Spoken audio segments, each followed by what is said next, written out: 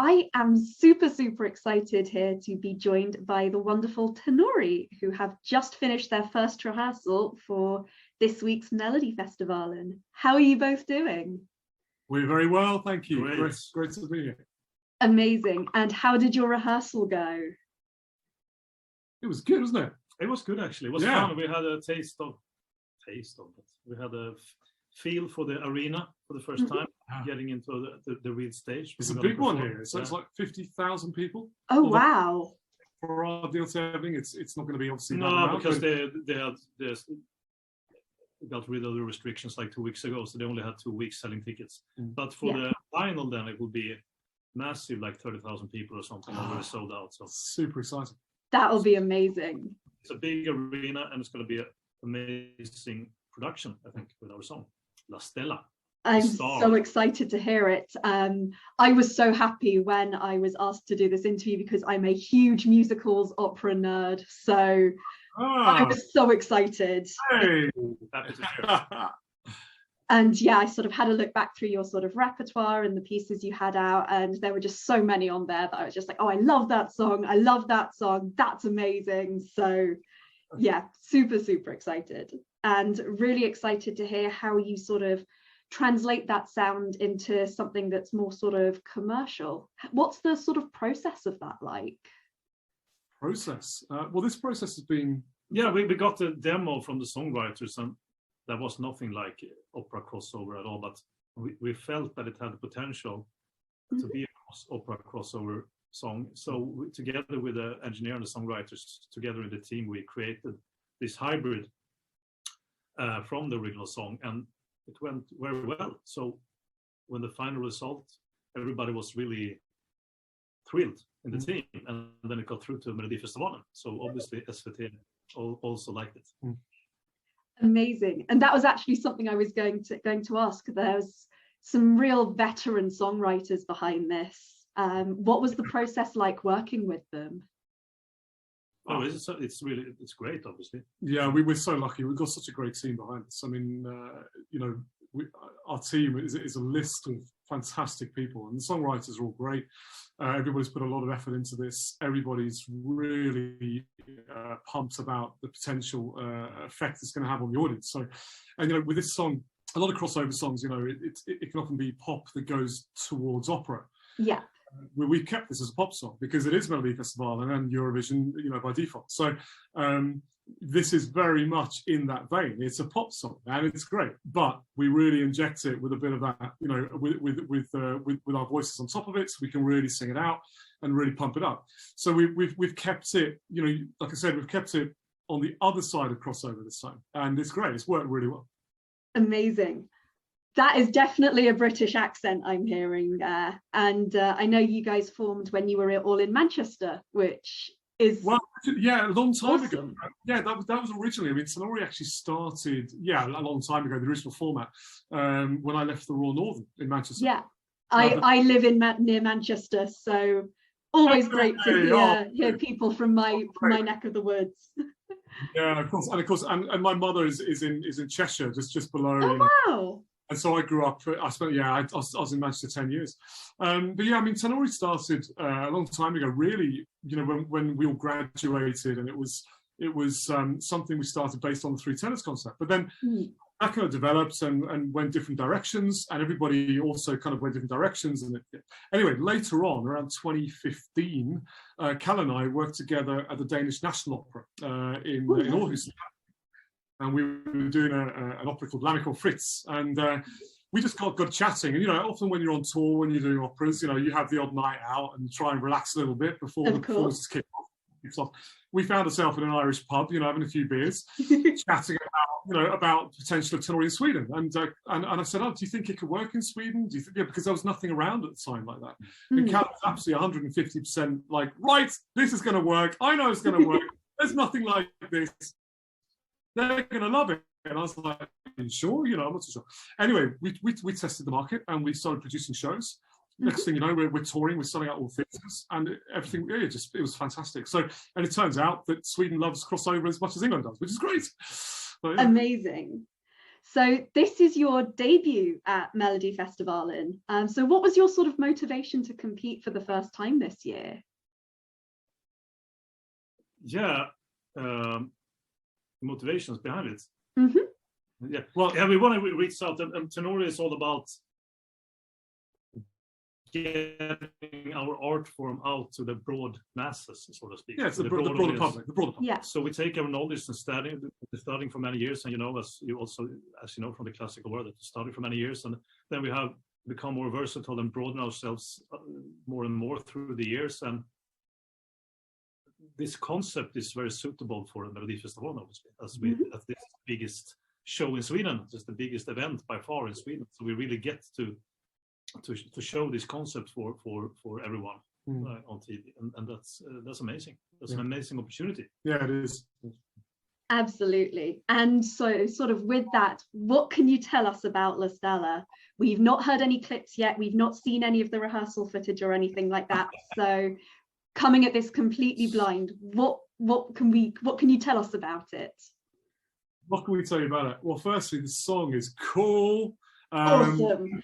Well, great. It's upbeat. It's got a cool development. It's got a great key change, which we all love in Eurovision, obviously. Yeah. And it's got a fantastic ending. I mean, it's the kind of song that we hope is going to be picked up in clubs a bit as well, and that kind of thing.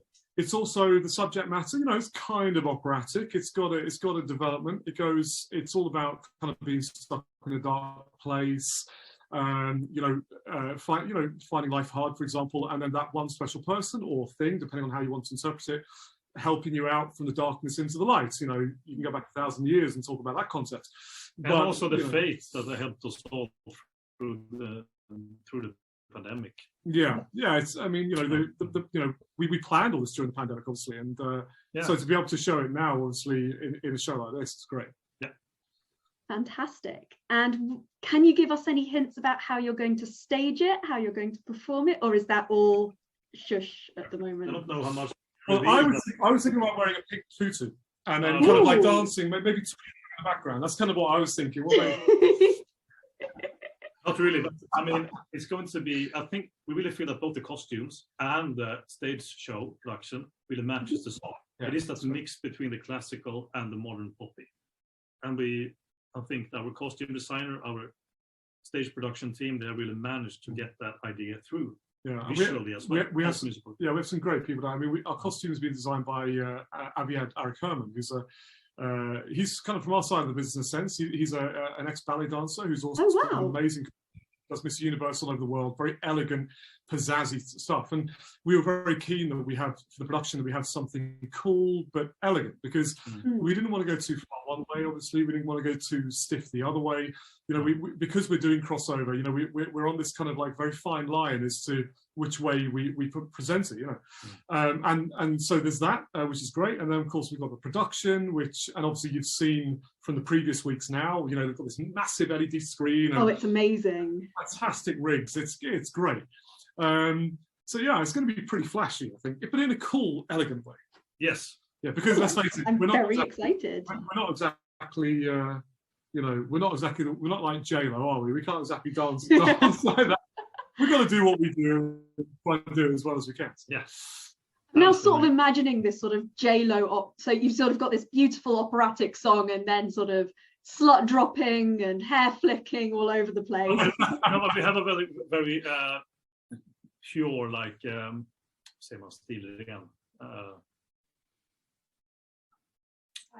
Stylish, elegant.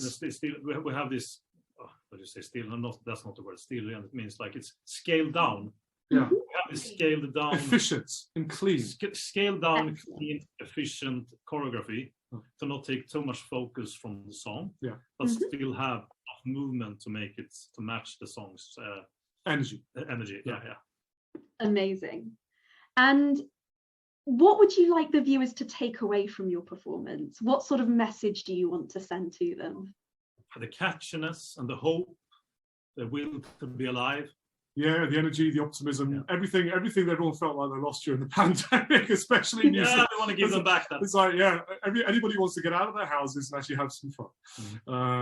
It's great. You know, we just we're trying to bring a little bit of our strength of voice, can you say, to something that already exists that everybody loves, and hopefully it pumps it up, you know, and everybody loves it.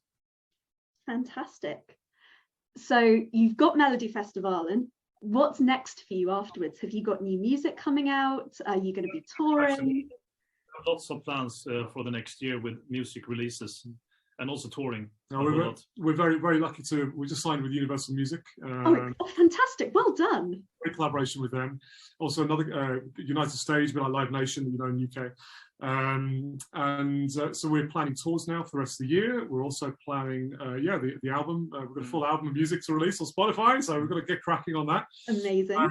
We've got good plans. You know, we've got a lot of inspiration to draw on. So we've got plenty, and of course we are in 2022. There's some amazing collaborations kicking around. We hope to collaborate with other great songwriters and really produce something fresh and new and something that can be picked up and played all over in different areas, you know, because we are a crossover act. We don't just want to be stuck in one area, and we would like our music to be picked up and sampled and all these kind of things as well. So yeah, we hopefully got some cool stuff coming. Fantastic. Have to ask, sort of theatre nerd to theatre nerds, what are your favourite operas, musicals, pieces that are sort of established? What you want to sing? Both. Let's have both. Okay. To sing, like a key role for me on the opera stage is Don José. I've done that. I debuted that role a few years ago. If I could, I'd make my entire career out of that role. I love it because it's so meaty. To watch, I love Bohème, La Bohème. Yes. Oh, it's wonderful. The music's wonderful. The show's always wonderful. It encompasses a little bit of, often depending on the staging, it encompasses a little bit of Christmas, and you got that feeling of it's just so rich and so full of life. And so yeah, I think on the opera side, that would be me. What about you, Colin? Yeah, to perform, I would say Parsifal by Wagner, because it suits my perfectly, and also on a deeper level, philosophically, it's the most fantastic piece of art maybe that's ever been done. But that opera is in big competition with, I would say, to listen to and to see. I would say that Parsifal also in big competition with Turandot of Puccini, obviously. So a lot of Puccini fans in here. Musical theatre. I would love to do a Freddie and My Fair Lady. Yes.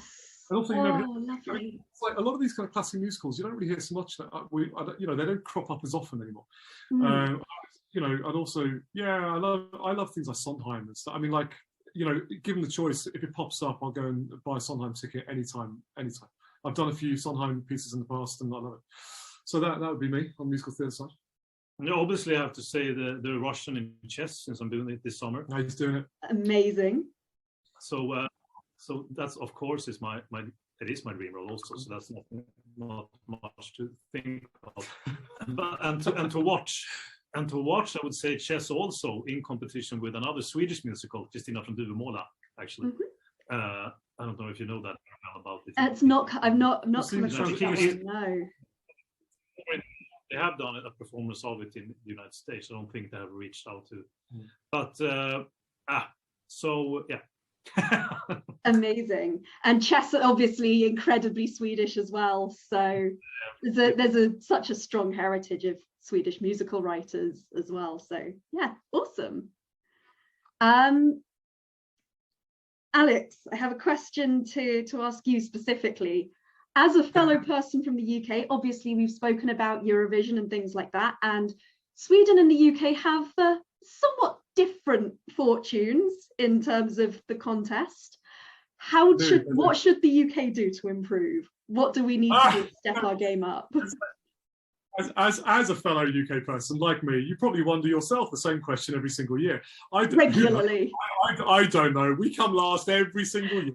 It doesn't matter what we put in, we're last. I think we could probably put in Coldplay, we'd still be last. So I don't know, to be honest. Who knows? I wish I could give that kind of advice. it would be great. I mean, obviously, you know, in the UK, one of our biggest outputs in the UK is music. I mean, it's one of the biggest exports the UK has. So you do wonder why we end up coming last every Eurovision night. Yeah, who knows? I suppose we're going to ask the people who are slightly higher up from us really, and ask why we send what we send sometimes, or why, I don't know. But hey, it would be great to get a bit higher up, wouldn't it? It would be cool to at least come, you know, maybe third from bottom would be nice. Absolutely. And I mean, if Melodifestivalen doesn't work out this year, maybe you could take a jump across the North Sea and UK 2023 Tenori. Hey, you know what? Here's hoping. 12 points. Vote for us. I'd say I'd give you my 12 points, except I wouldn't be able to if you were the UK, but I can give you my 12 points to Sweden. So cool. I have one last question for you, for both of you. Obviously, you've got so much going on in terms of your music and all different forms of music as well. So when you get the chance to have a bit of downtime, a bit of rest, what do you like to do to relax and have a bit of fun? Like silence, pandemic silence. Well, 2 years. No, but the last 2 years we've been watching Netflix. So, I like to go out and have a bit of fun and meet people, especially now when we have the chance to do it properly after the pandemic. No, yeah, I'm same as Kalle, but I love spending time with my family. Obviously, my son and swimming. Doing bits and pieces, going out for the usual stuff, really. The usual stuff. I don't think anything particularly exciting I can even mention. That's a boring answer, isn't it? If you've been watching a lot of Netflix recently, what's your... 2 years of wondering what you want to be doing, that's what happens. And suddenly you get the question and go, I'm not too sure. If you've been watching a lot of Netflix recently, what's your recommendation for people to watch? Oh, Netflix. Actually, tell you what I've come across recently that I loved, and it's very adult, actually, depending on the age of the audience who's listening. But it's on Amazon actually. It's called The Boys. I loved it. I've heard really cool. It's like that takes the whole. Yeah, they released it at the same time as Eternals was released, and they kind of took the whole Marvel superhero thing, flipped it on its head, gave it a new concept. Really, really cool, but not for definitely not for under 18s. So good to know. I can't recall anything right now, so I have to pause.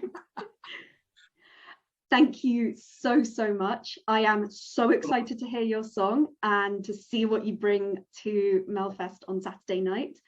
Thank you so much for taking the time to talk to us, and we wish you the absolute best of luck with your performance on Saturday and with everything that is to come for you onwards. Yay. Yes. Thank you very much. Thank you. Bye.